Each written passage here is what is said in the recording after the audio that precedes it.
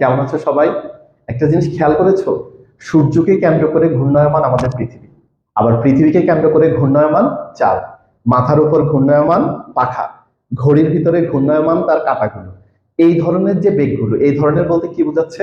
কোন একটা বিন্দুকে কেন্দ্র করে একটা নির্দিষ্ট গতিপথে তারা কি করতেছে, চলমান আছে, বা ওই বিন্দুকে কেন্দ্র করেই তারা গতিশীল আছে। তাদেরকে বলা হয় বৃত্তাকার গতি, ঘূর্ণায়মান গতি বা ঘূর্ণন বলে, অথবা কৌণিক গতি বলতে পারো। আর ইংলিশে এটাকে বলে অ্যাঙ্গুলার ভেলোসিটি বলা হয়। আজকের ক্লাসে মূলত আমরা এই টপিকটাই পড়ব। তো প্রথম সংজ্ঞাটা তো অলরেডি আমরা বলে দিলাম। বৃত্তাকার গতি আমরা কাকে বলবো?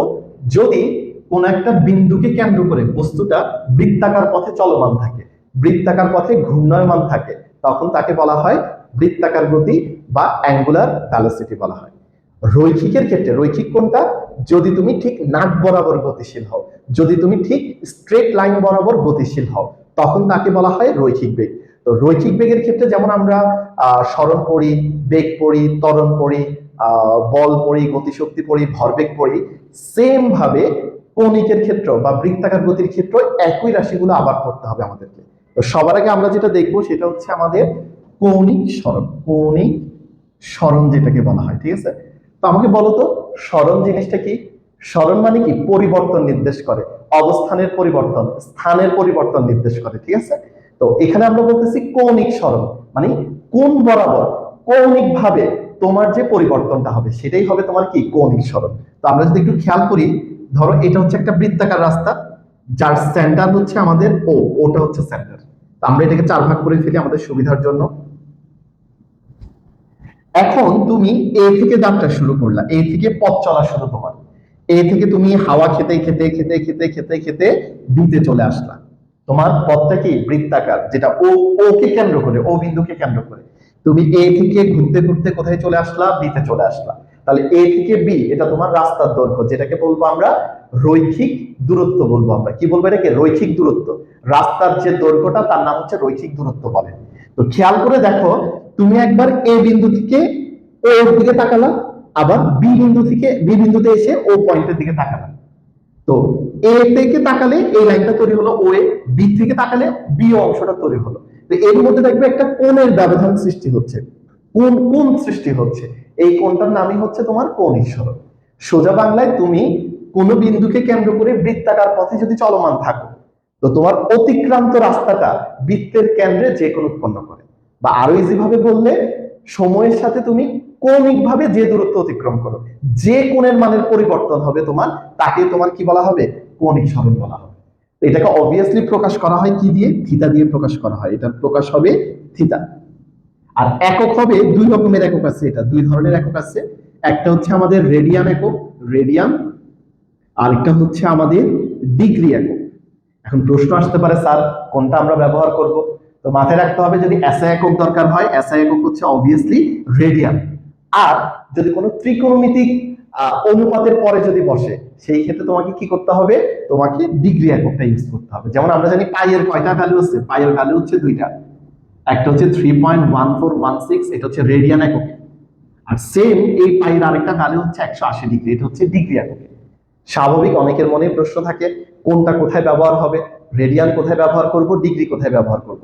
তো খেয়াল করো, যদি পাইটা মুক্ত অবস্থায় থাকে, ফ্রি থাকে, তাহলে সেই ক্ষেত্রে অবশ্যই এসআই একক রেডিয়ানে বসাইতে হবে।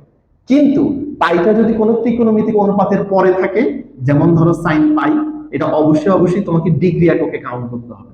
যেমন কস 2 পাই, এটা তোমাকে ডিগ্রি এককে কাউন্ট করতে হবে। এটা হচ্ছে কাহিনী। যেমন আমাদের কিছু ম্যাথ মানে আসে, কিছু সৃজনশীল কিছু গাণিতিক সমস্যা আসে, যেমন এইভাবে থাকতে পারে, ওখানে পাই সাইন 2 পাই। এই জায়গায় অনেকেই কনফিউজড হয়ে যায়। তো এটা মাথায় রাখবে, এই যে বাইরে যে পাইটা আছে, মুক্ত অবস্থায় যে পাইটা আছে, তার ভ্যালুটা 3.14 হবে। আর কোণের জায়গায় যেটা আছে, কৌণিক অবস্থানে যেটা আছে, তার জায়গায় 180 ডিগ্রি হবে। এই জিনিসটা মাথায় রাখতে হবে। কথা বোঝা গেছে? আর আরেকটা ব্যাপার, যেটা এই ডিগ্রি আর রেডিয়ানের মধ্যে রিলেশন আছে। রিলেশনটা কি?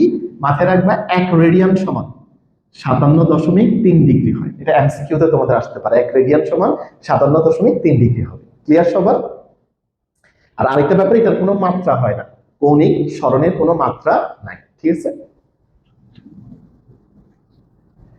এখন যদি আমরা একটু খেয়াল করি, এরপরে যদি আমরা যাই, আমরা কি শিখলাম? বৃত্তাকার গতি কি শিখলাম আমরা? আহ কৌণিক সরণটা কি। এখন আমাদেরকে কি শিখতে হবে, কৌণিক বেগটা কি, সবচেয়ে ইম্পর্টেন্ট যে পড়াটা কৌণিক বেগ। কৌণিক বেগ, কৌণিক বেগ পড়ার জন্য তুমি একটু মাথায় নিয়ে আসো রৈখিক বেগটা কি ছিল, একক সময়ে নির্দিষ্ট দিকে অবস্থানের যে পরিবর্তন।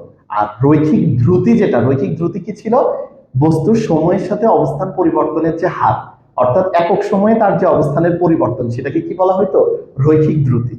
ওইটার সাথে মিলে আমরা এখানে বলবো, এখানে আমরা কি বলবো, যে কোনো একটা বস্তু যদি বৃত্তাকার পথে ঘূর্ণায়মান থাকে, বৃত্তাকার পথে যদি গতিশীল থাকে, তাহলে একক সময়ে তার কৌণিক সরণের যে পরিমাণ বা কৌণিক সরণের যে হারটা, কৌণিক সরণের হারকে কি বলবো আমরা, কৌণিক বেগ বলতে পারবো। খুব সোজা বাংলায় যদি আমি লিখে দিই, কৌণিক বেগ সমান কি লেখা যাবে, কৌণিক বেগ সমান কৌণিক সরণের হার। তো হার মানে কি, হার মানে একক সময় এক সেকেন্ডে যে পরিবর্তনটা হয়। তো আমরা কিভাবে বের করব, সেটা হচ্ছে কৌণিক সরণ বাই সময়ের ব্যবধান বা সময়ের মান, যেটা বলে সময়ের ব্যবধান, অর্থাৎ যে টাইমটা স্পেন্ড হইলো ওই টাইম দিয়ে তোমাকে কৌণিক সরণটাকে ভাগ দিতে হবে, তাহলে তুমি এক সেকেন্ডে তার কৌণিক সরণটা পেয়ে যাবে, এবং সেটাকে আমরা কৌণিক বেগ হিসেবে কাউন্ট করবো। কথা বোঝা গেছে।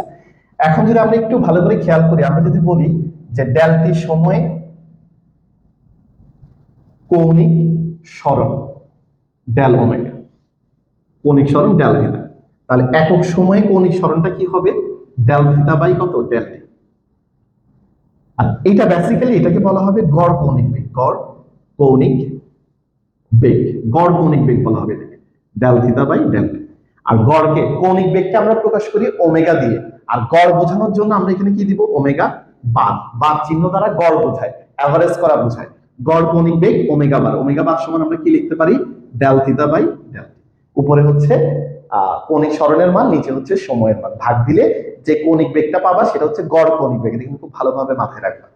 এখন প্রশ্ন আসতে পারে, তাহলে যে কোনো মুহূর্তের যে কৌণিক বেগটা, যেটাকে বলে তাৎক্ষণিক কৌণিক বেগ বলা হয়, তাৎক্ষণিক কৌণিক বেগ, তাৎক্ষণিক কৌণিক বেগ বলে যেটাকে, কৌণিক বেগ। তাৎক্ষণিক কথার অর্থ কি, যে কোনো মুহূর্তের। আর মুহূর্ত কেমন হয়, খুবই ছোট, খুবই ক্ষুদ্র, অর্থাৎ ক্ষুদ্র সময় বুঝাইতে কি করতে হবে, ডেলটি বা সময়ের ব্যবধানটা অনেক ছোট করে নিতে হবে। তুমি সময়ের ব্যবধান যত ছোট করতে পারবা, এটা তত বেশি ইনস্ট্যান্ট হবে, তত বেশি ওই মুহূর্তেরটা পাওয়া যাবে, একটা নির্দিষ্ট ইনস্ট্যান্টের বেগটা পাওয়া যাবে। তো এটা আমরা ম্যাথমেটিক্যাল ভাষায় কিভাবে করি, এটা বলা হয় সময়ের ব্যবধান শূন্যের কাছাকাছি রাখতে হবে, এটাই কন্ডিশন। সময়ের ব্যবধান শূন্যের কাছাকাছি হলে, কাছাকাছি হলে তখন গিয়ে আমরা কি বলতে পারবো, তাৎক্ষণিক কৌণিক বেগ সমান, কৌণিক বেগ সমান কৌণিক সরণের হার, কৌণিক সরণের হার, কৌণিক সরণের হার যেটা বুঝে, ঠিক আছে। তো এটা ম্যাথমেটিক্যালি বুঝাইতে আমাদের একটা লিমিট ইউজ করতে হবে, যেটা তোমরা ক্যালকুলাসে পড়ো, লিমিট জিনিসটা তোমাদেরকে হায়ার ম্যাথে ক্যালকুলাসে পড়াবে। তো দেখো কি করবো আমরা, ওমেগা সমান limit del t tends to zero. এটা মানে কি বোঝায়, যে সময়ের ব্যবধান শূন্যের কাছাকাছি, মানে খুবই ক্ষুদ্র, খুবই অল্প সময়ের জন্য আমরা ক্যালকুলেশনটা নিচ্ছি, যার কারণে এটা হবে একটা নির্দিষ্ট মুহূর্তের বেগ হবে এটা, বাকি সবকিছু একই থাকবে। এখন আমরা যদি লিমিটটা ইগনোর করতে চাই, লিমিটটা বাদ দিতে চাই, লিমিটটা বাদ দিতে চাইলে কি করতে হবে, খুব ইজি ব্যাপার, এটার জায়গায় ডি ইউজ করতে হবে, ডি দিয়ে আমরা কাজ করবো, d theta by d t. Omega সমান আমরা কি লিখবো, ডি থিটা বাই ডিটি আমরা লিখবো, ঠিক আছে। তো এটাই হচ্ছে আমাদের তাৎক্ষণিক বেগটা নির্দেশ করবে। তার মানে একটা জিনিস মাথায় রাখবা, তোমাকে যদি কোথাও কৌণিক সরণের একটা সমীকরণ দেওয়া থাকে, দিয়ে বলে যে কৌণিক বেগ বের করো, এটার মানে হচ্ছে তোমাকে একবার সময়ের সাপেক্ষে অন্তরীকরণ করতে হবে, তাহলে এটা কৌণিক বেগ হয়ে যাবে। তো আমি দেখে আরেকটু ভেঙে লিখে দিচ্ছি, এটা হবে ডি ডিটি অফ থিটা। সুতরাং কৌণিক সরণের, বা এভাবে লিখতে পারো সময়ের সাপেক্ষে, সময়ের সাপেক্ষে কৌণিক সরণের অন্তরজকে, অন্তরজ মানে অন্তরীকরণ করলে যে রেজাল্টটা পাওয়া যায় সেটাকে বোঝায়, অন্তরজকে কৌণিক বেগ বলে, কৌণিক বেগ বলে। এই জিনিসটা মাথায় রাখবে। এটা সোজা মিনিং হচ্ছে এটাই, যে তুমি যদি কৌণিক সরণের সমীকরণকে সময়ের সাপেক্ষে একবার অন্তরীকরণ করো, তাহলেই তুমি কৌণিক বেগের সমীকরণটা পেয়ে যাবে। আর এটা যে একক, এটার একক কি হবে, একক হচ্ছে রেডিয়ান পার সেকেন্ড এককটা। আর এটার মাত্রা কি হবে, এটা নিয়ে অনেকের কনফিউশন থাকে, মাত্রা, কারণ এটা মানে কি কৌণিক সরণ বাই সময়, আমরা আগে বলছি কৌণিক সরণের কোনো মাত্রা নাই, তার মানে শুধু সময়টা নিতে হবে যেটা নিচে আছে, নিচে থাকলে এটা হবে টি ইনভার্স 1, কৌণিক বেগের যে মাত্রাটা সেটা হবে টি ইনভার্স 1 হবে। ঠিক আছে, আশা করি এটা ক্লিয়ার সবার। এখন আমরা এখান থেকে বেশ কিছু টার্ম বের করতে হবে, সূত্র বের করতে হবে, সেগুলো বের করার আগে আমাদেরকে আরো 2-3টা রাশি সম্পর্কে জানতে হবে। যেমন এক নাম্বার হচ্ছে পর্যায়কাল। পর্যায়কাল জিনিসটা কি? পর্যায়কাল বা ইংলিশে বলে টাইম পিরিয়ড। পর্যায়কাল জিনিসটা কি?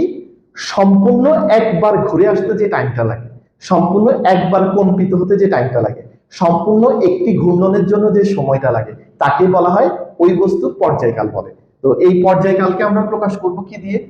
প্রকাশ করব ক্যাপিটাল টি দিয়ে প্রকাশ করব। ঠিক আছে, আবারও বলতেছি, একবার পূর্ণ ঘূর্ণনে সম্পূর্ণ একবার ঘুরে আসতে যে সময় লাগে, যেমন সূর্যের চারপাশে পৃথিবী একবার ঘুরে আসতে সময় লাগে কত? 365 দিন 6 ঘন্টা। এটাই হচ্ছে পৃথিবীর পর্যায়কাল হিসেবে কাউন্ট হবে। ঠিক আছে, এখন আমরা যদি বলি কোন একটা ক্ষেত্রে ধরো বলতো তোমার একবার ঘূর্ণনের সময় টি, তাহলে একবার ঘূর্ণনের সময় কত হবে? টি বাই এন। আর আমরা বারবারই বলতেছি একবার ঘুরে আসতে যে সময় লাগে তাকে পর্যায়কাল বলে। তার মানে এটাকে আমরা কি হিসাবে কাউন্ট করতে পারবো? পর্যায়কাল হিসেবে বিবেচনা করতে পারবো। পর্যায়কাল ক্যাপিটাল টি সমান স্মল টি বাই এন। পরীক্ষায় এটা সরাসরি ব্যবহার করা যাবে। যদি কখনো বলে এত সময়ে এতবার ঘুরতেছে, তার পর্যায়কাল কত, তুমি সিম্পলি সময়ের মানকে ঘূর্ণন সংখ্যা দিয়ে ভাগ করে দিবা, তাহলেই পর্যায়কালটা চলে আসবে। এটারই কাছাকাছি আরেকটা টার্ম হচ্ছে আমাদের কম্পাঙ্ক, যেটাকে বলা হয় কম্পাঙ্ক, ইংলিশে বলে ফ্রিকোয়েন্সি। তো ফ্রিকোয়েন্সি আমরা কাকে বলবো? এক সেকেন্ডে বা একক সময়ে যতটি পূর্ণ কম্পন সম্পন্ন হয়, একক সময়ে যতবার সে ঘুরে আসতে পারে, এক সেকেন্ডে সে যতবার ঘুরে আসতে পারে, তাকে বলা হয় কম্পাঙ্ক বলা হয়। যেটাকে প্রকাশ করা হয় কি দিয়ে? প্রকাশ করা হবে এফ দিয়ে, যার এককটা হবে হার্জ। একক কি হবে? তার হার্জ দিয়ে আমরা এটার এককটা লিখবো। ঠিক আছে, পর্যায়কালের একক তো জানো, যেহেতু সময় ওটা হবে সেকেন্ড, আর ওটার মাত্রা হবে কি? Capital T. সময়ের মাত্রা যেহেতু ক্যাপিটাল টি হবে। আর তাহলে কম্পাঙ্কের মাত্রা কি হবে বলতো? টি ইনভার্স 1। কম্পাঙ্কের মাত্রা হয়ে যাবে টি ইনভার্স 1, এটা একটু মাথায় রাখবা। তাহলে এটার ক্ষেত্রে আমরা কি জানি? এক সেকেন্ডে যতবার ঘুরে, তাহলে আগের মতো আমরা ঐকিক নিয়ম লিখে ফেলি। টি সময়ে ঘূর্ণন সংখ্যা ধরো n, তাহলে একক সময়ে ঘূর্ণন সংখ্যা কত হবে? n বাই টি। আর আমরা বারবারই বলতেছি একক সময়ে যতবার ঘুরবে তাকে আমরা কি বলবো? কম্পাঙ্ক হিসাবে অবহিত করব।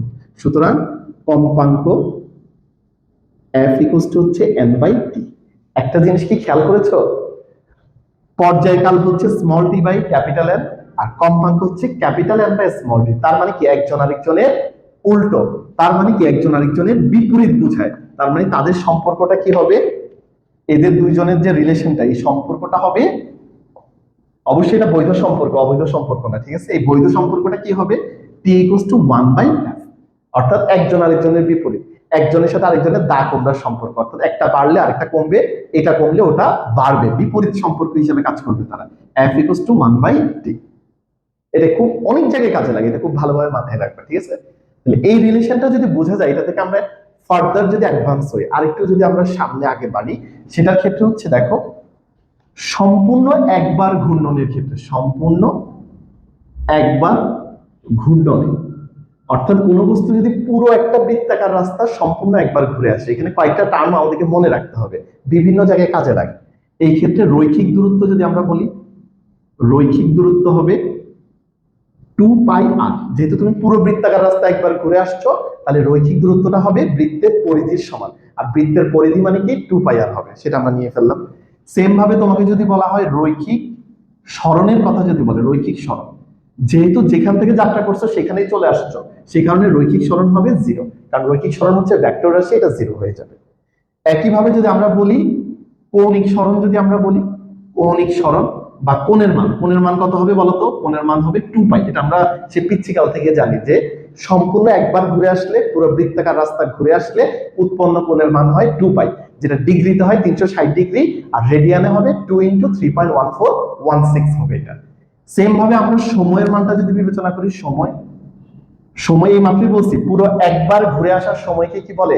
পর্যায়কাল বলে। তার মানে এই টাইমটা হবে ক্যাপিটাল টি, একবার ঘুরে আসার টাইমটাকে বলা হবে ক্যাপিটাল টি, পর্যায়কাল। এখান থেকে আমরা একটু কাহিনী করি তো। তার মানে কি? একবার ঘূর্ণনের সময় হচ্ছে ক্যাপিটাল টি, আর একবার ঘূর্ণনে কৌণিক সরণ হচ্ছে 2π। তাহলে 2π কৌণিক সরণের সময় কত হবে? ক্যাপিটাল টি না? দুইটাই তো একবারের জন্য, তার মানে ক্যাপিটাল টি সময়ে তার কৌণিক সরণ কত? 2π পরিমাণ, ঠিক আছে? তাহলে এই জিনিসটাকে আমরা ঐকিক নিয়মে নিয়ে যাই। টি সময়ে কৌণিক সরণ, টি সময়ে কৌণিক সরণ 2π। তাহলে একক সময়ে কৌণিক সরণটা কত হবে বলতো?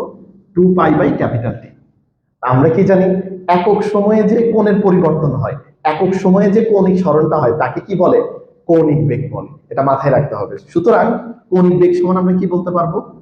কৌণিক বেগ ওমেগা সমান আমরা কি লিখে দিতে পারবো? Twice pi by capital T. এখানেই থামলে হবে না।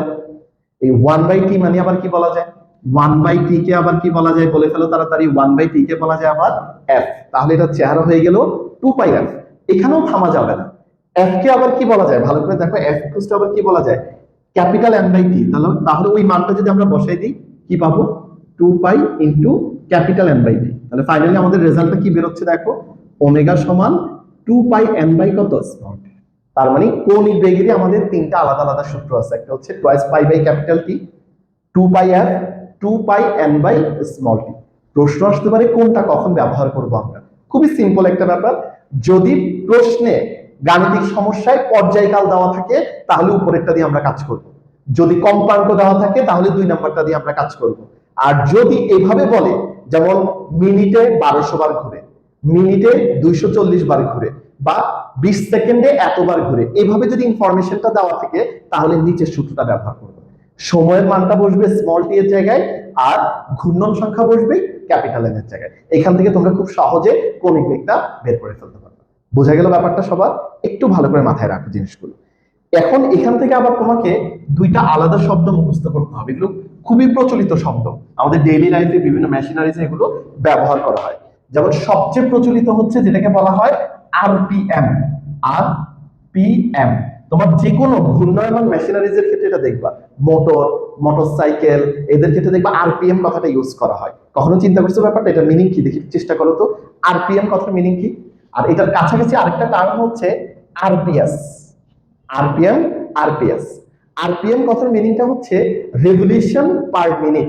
রেভলিউশন পার মিনিট অর্থাৎ বাংলায় প্রতি মিনিটে ঘূর্ণন সংখ্যা। সোজা বাংলায় যদি আমি লিখি, এটার মিনিং হচ্ছে প্রতি মিনিটে ঘূর্ণন সংখ্যা। সিমিলার ওয়েতে আরপিএস যদি বলা হয়, আরপিএস মানে revolution per second. Revolution per second হবে, অর্থাৎ প্রতি সেকেন্ডে ঘূর্ণন সংখ্যা। প্রতি সেকেন্ডে ঘূর্ণন সংখ্যা। সো নরমালি কিন্তু আমাদের আরপিএমটাই বিভিন্ন মেশিনারিজের ক্ষেত্রে ইউজ হয়, এবং এটা দ্বারা তার পাওয়ার নির্দেশ করা হয়। যার আরপিএম যত বেশি সেটা তত পাওয়ারফুল ইঞ্জিন হিসেবে কনসিডার করা হয়। ঠিক আছে? তাহলে কিভাবে কাজ করবে?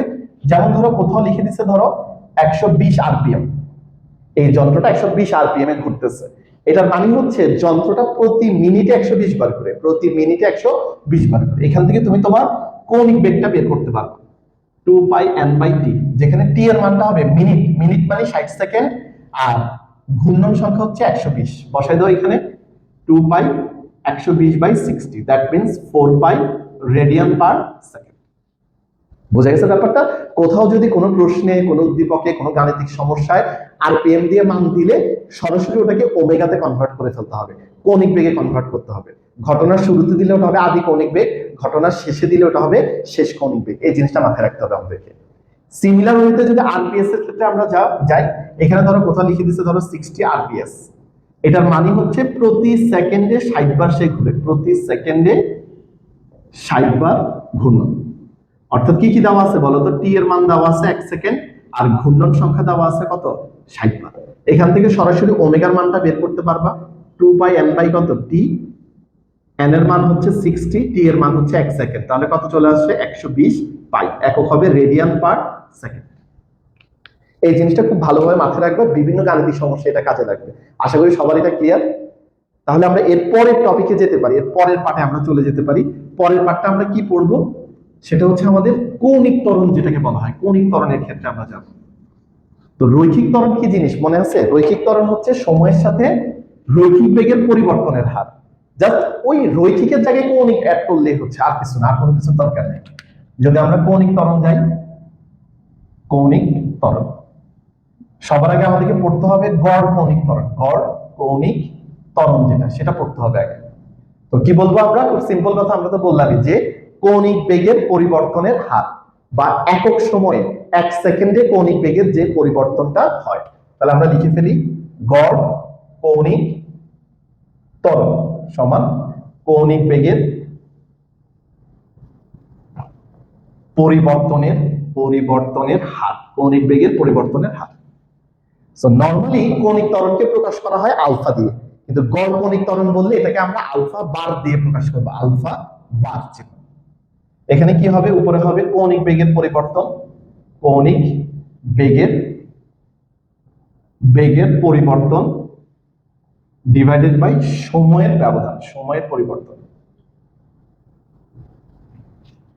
তো আমরা যদি বলি ডেল টি সময়ে কৌণিক বেগের পরিবর্তন, ডেল টি সময়ে কৌণিক বেগের পরিবর্তন ডেল ওমেগা হলে গড় কৌণিক বেগ সমান কি হবে? সরি, গড় কৌণিক ত্বরণ সমান কি হবে? অলরেডি আমরা লিখে দিচ্ছি কৌণিক বেগের পরিবর্তন বাই সময়ের পরিবর্তন। কৌণিক বেগের পরিবর্তন কত? ডেল ওমেগা, আর সময়ের পরিবর্তন কত? ডেল। বোঝা গেল সবার? ইন জেনারেল কিন্তু আমরা ত্বরণ বলতে আসলে গড় কৌণিক ত্বরণকে ব্যবহার করব ইন জেনারেল, এটা কিন্তু মাথায় রাখবে। এখন যে কোনো মুহূর্তের ত্বরণটা যদি প্রয়োজন হয়, যে কোনো একটা ইনস্ট্যান্টে যে কোনো একটা মুহূর্তের ত্বরণ যদি প্রয়োজন হয়, অলরেডি পড়াইছি যে কোনো মুহূর্তে লাগলে সময়ের ব্যবধানটা ছোট করে আনতে হবে।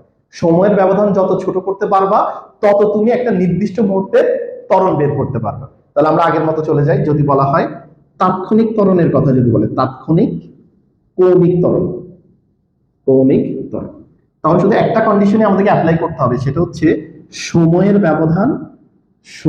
ব্যবধান শূন্যের কাছাকাছি, শূন্যের কাছাকাছি। এটার মানে হচ্ছে আমি যে টাইম ফ্রেমটা কাউন্ট করব সেটা খুবই খুবই ক্ষুদ্র, খুবই ক্ষুদ্র, তখনই এটা যে কোনো একটা মুহূর্তে, যে কোনো একটা ইনস্ট্যান্টের কি দিবে? কৌণিক ত্বরণটা দিবে তোমার। তখন আমরা কি বলতে পারবো? সুতরাং তাৎক্ষণিক কৌণিক ত্বরণ সমান কৌণিক বেগের পরিবর্তনের হার। জিনিসটা একটাই, খালি এক জায়গায় কন্ডিশনের আছে আর এক জায়গায় কন্ডিশনটা নাই। গড়ের ক্ষেত্রে কোনো কন্ডিশন অ্যাপ্লাই করতে হবে না, ওটা আনলিমিটেড টাইম নিতে পারবা। কিন্তু তাৎক্ষণিকের ক্ষেত্রে একটাই বাইন্ডিং, টাইম ফ্রেমটা ক্ষুদ্র করে কাউন্ট করতে হবে তোমাকে। তাহলে আমরা এখান থেকে যদি লিখি আলফা সমান হবে আমাদের ওই যে লিমিট নিয়ে আসতে হবে, লিমিটটা পুট করতে হবে ডেল টি টেন্ডস টু 0। তাহলে এখান থেকে আমরা কি লিখতে পারবো? Del omega by del T. আর যদি আমরা লিমিটটা সরাই দিই, লিমিট যদি আমি লিখতে না চাই, তাহলে সেই ক্ষেত্রে কি দিতে হবে? ডি দিয়ে লিখতে হবে, ডি ওমেগা বাই ডিটি। আমরা যদি উপরে চলে আসি আলফা সমান ডি ওমেগা বাই ডিটি, খেয়াল করে দেখো ভালো করে। তার মানে আমরা এটাকে কিভাবে লিখতে পারি? এই যে এভাবে লিখতে পারি। অর্থাৎ ওমেগাকে যদি তুমি একবার অন্তরীকরণ করো তাহলেই তুমি আলফা পেয়ে যাবে। কৌণিক বেগকে যদি একবার সময় সাপেক্ষে অন্তরীকরণ করো, ব্যবকলন করো বা ডিফারেন্সিয়েশন করো, তাহলে তুমি কি পেয়ে যাবা? আলফার মানটা পেয়ে যাবে। বুঝে গেছে ব্যাপারটা? এটাকে আরেকটু মডিফাই করা যায়, চাইলে আমরা এখানে ওমেগার জায়গায় মান বসাই দাও আগেরটা, ডি থিটা বাই ডিটি। গুণ করলে তাহলে কি দাঁড়াবে বলো? গুণ করলে কি হয়ে যাবে? এটা d square theta by d t square. অর্থাৎ ইস্যুটা হচ্ছে এরকম যে যদি কোনো প্রশ্নে থিটা দেওয়া থাকে, মানে কৌণিক সরণ দেওয়া থাকে, তাকে দুইবার অন্তরীকরণ করলে আলফা আসবে, দুইবার অন্তরীকরণ। এটা মানে হচ্ছে দুইবার অন্তরীকরণ করা লাগবে। কিন্তু অন্যদিকে যদি কৌণিক বেগ দেওয়া থাকে তাহলে এটাকে একবার অন্তরীকরণ করলেই আলফা চলে আসবে। কথা কি বোঝা গেছে? আর এটার এককটা কি হবে? এটার ক্ষেত্রে এটার একক হবে আমাদের রেডিয়ান সেকেন্ড ইনভার্স 2। আর মাত্রা কি হবে চিন্তা করে বলো তো?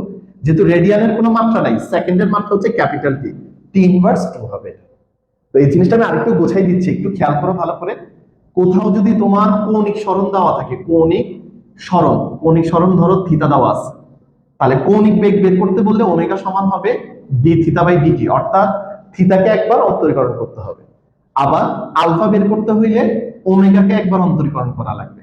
একসাথে বসে দিলে কি আসবে? D square theta by d t square. আবার এটা উল্টাটা চিন্তা করো, অন্তরীকরণ বা ডিফারেন্সিয়েশনের উল্টা কি বলতো? ইন্টিগ্রেশন। তার মানে আমি ইন্টিগ্রেশন করলে আবার উল্টা যেতে পারবো। যেমন কোথাও ধরো কৌণিক ত্বরণ দিয়ে রাখছে, কোথাও কোনো কোয়েশ্চেনে কৌণিক ত্বরণের সমীকরণ দিয়ে দিচ্ছে, তোমাকে বললো যে কৌণিক বেগ বের করো, ওমেগা বের করো। তাহলে ওমেগা কিভাবে বের হবে? ইন্টিগ্রেশন করতে হবে তোমাকে, উল্টা রাস্তা। আলফাকে ডিফারেন্সিয়েশন করলে ওমেগা আসে, তার মানে ওমেগাকে ইন্টিগ্রেশন করলে আলফা চলে আসবে। আবার ওমেগাকে যদি ইন্টিগ্রেশন করো তাহলে আমরা কি পাবো, তাহলে আমরা থিতাটা পেয়ে যাব।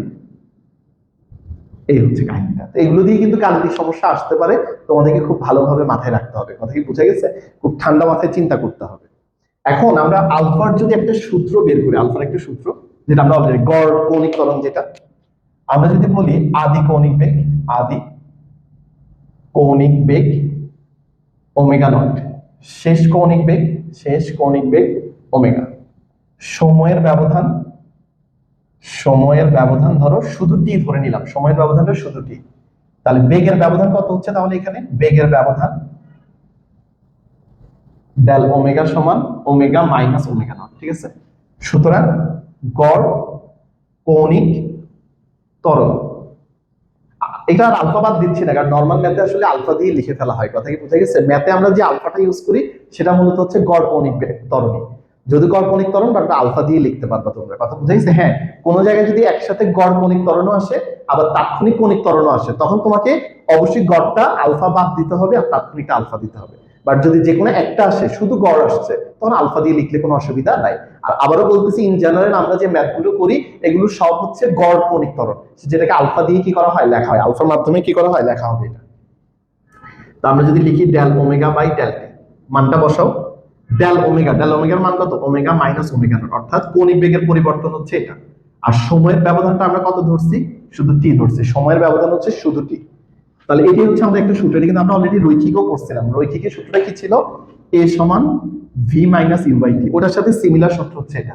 চাইলে গুণ দিতে পারো, গুণ দিলে কি হবে, ওমেগা মাইনাস ওমেগা নট সমান আলফা টি, বা ওমেগা সমান ওমেগা নট প্লাস আলফা টি।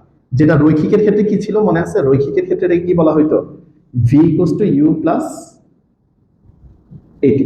দেখো এটি কিন্তু সিমিলার, জাস্ট ভি এর জায়গায় নিচে ওমেগা, ইউর জায়গায় নিচে ওমেগা নট, এ এর জায়গায় নিচে আলফা। সূত্রগুলো কিন্তু সেম, বাকি সূত্রগুলোর ক্ষেত্রে সিমিলার সিনারি আমাদেরকে নিতে হবে, সব সেম হবে, খালি টার্মগুলো রিপ্লেস করতে হবে আমাদেরকে। টার্মগুলো কি রিপ্লেস করবো দেখো আমি দেখিয়ে দিচ্ছি, তাহলে অনেক ইজি লাগবে।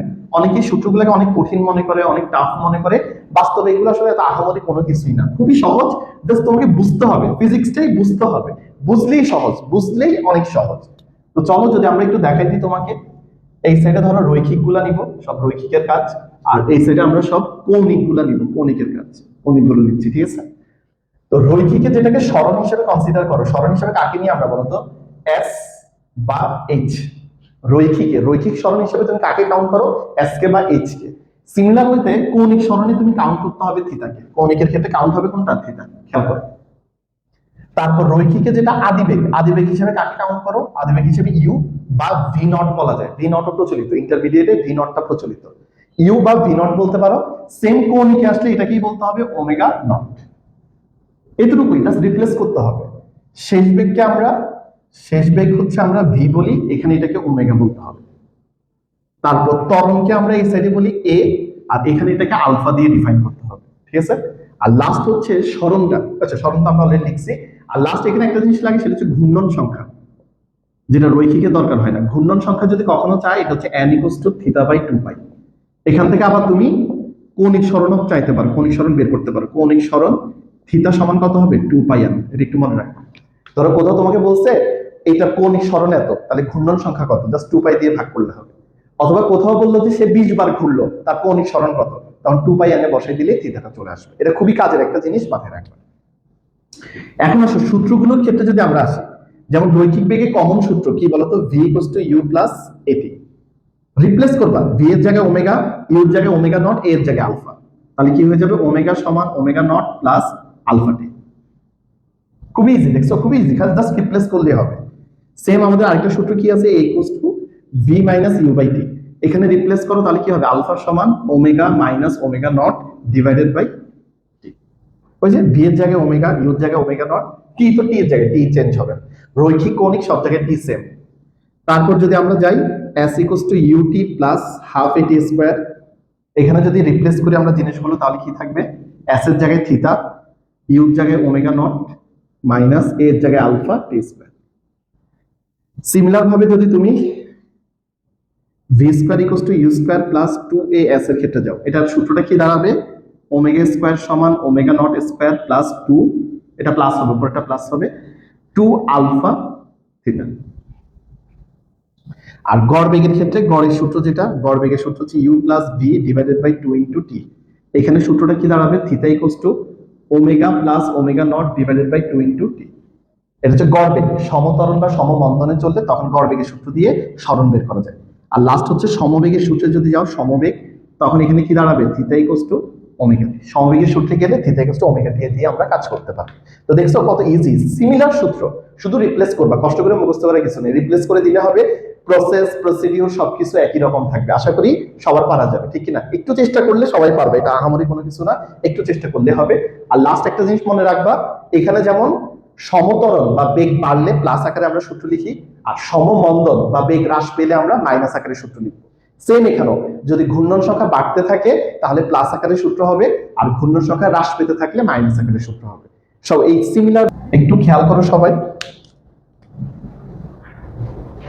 তো চলো এখন আমরা তাদের নিজেদের মধ্যে সম্পর্ক দেখব, রৈখিক ও কৌণিক গুলোর মধ্যে সম্পর্ক দেখব, অর্থাৎ কিভাবে তুমি রৈখিক বেগ থেকে কৌণিক বেগে যেতে পারো অথবা কৌণিক থেকে রৈখিক আসতে পারো, সেই জিনিসটা আমরা এখন জানবো। তো সবার আগে আমাদেরকে দেখতে হবে রৈখিক রৈখিক দূরত্ব ও কৌণিক সরণের সম্পর্ক, যেটা আমরা নবম ও দশম শ্রেণীতে আমরা পড়ালেখা করি। তো কি ছিল সম্পর্কটা বলতো, s equals two r theta, যেটা তোমাদের নবম দশম শ্রেণীর হায়ার ম্যাথে এই প্রমাণটা দেওয়া আছে। s equals two r theta অর্থাৎ চাপের মান সমান ব্যাসার্ধ ইনটু উৎপন্ন কোণ, এটা দিয়ে আমরা করব। তো সুন্দর মতো আমরা এটাকে একবার অন্তরীকরণ করে ফেলি t এর রেসপেক্টে। আমরা যেটা জানি কোন ধ্রুব পদকে অন্তরীকরণ করা যায় না, যেমন ব্যাসার্ধ একটা কি পদ, ধ্রুব পদ, কনস্ট্যান্ট ভ্যালু, এটাকে কখনো অন্তরীকরণ করা যাবে না। এটাকে বাইরে এনে রেখে দাও, তাহলে হবে ডি থিটা বাই ডিটি। তাহলে খেয়াল করো ডিএস বাই ডিটি, এটাকে আমরা কি বলতে পারি, রৈখিক সরণের পরিবর্তনের হার, যেটাকে রৈখিক বেগ বলা যায়, অর্থাৎ ভি। অন্যদিকে ডি থিটা বাই ডিটি মানে কৌণিক সরণের হার, এটাকে ওমেগা বা কৌণিক বেগ বলা যায়। তাহলে আমরা কি পেয়ে গেলাম, রৈখিক বেগ ও কৌণিক বেগের সম্পর্ক পেয়ে গেলাম। এটাকে আরেক দফা অন্তরীকরণ করি, আমরা আরেক দফা অন্তরীকরণ করব। সেম কথা, কনস্ট্যান্ট যেটা আছে ব্যাসার্ধকে বাইরে নিয়ে আসবা, এটাকে কোনো অন্তরীকরণ করা যাবে না।